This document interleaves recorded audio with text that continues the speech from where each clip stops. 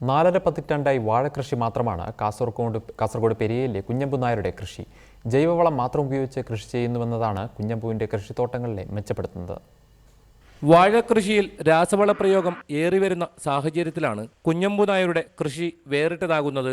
45 കൊല്ലമായി കൃഷി വാഴ മാത്രമാണ്.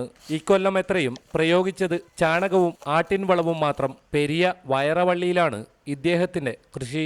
1.5 ഏക്കർ സ്ഥലത്ത് നേന്ത്രവാഴ മാത്രമാണ് ഉള്ളത്.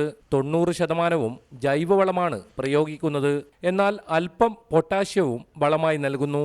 തൂക്കം അല്പം കുറയുമെങ്കിലും ഗുണം ഏറെയാണ് ജൈവ രീതിയിൽ വിളയുന്ന വാഴക്കുലയ്ക്കെന്ന് ഈ മാതൃകാ കർഷകൻ പറയുന്നു.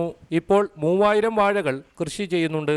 അധ്വാനവും ശ്രദ്ധയും കൂടുതൽ വേണമെന്നാൽ രാസവളമിട്ട് വളരുന്ന വാഴയ്ക്ക് കിട്ടുന്ന അതേ വിലയാണ് ജൈവ വാഴക്കുലകൾക്കും കിട്ടുന്നത്.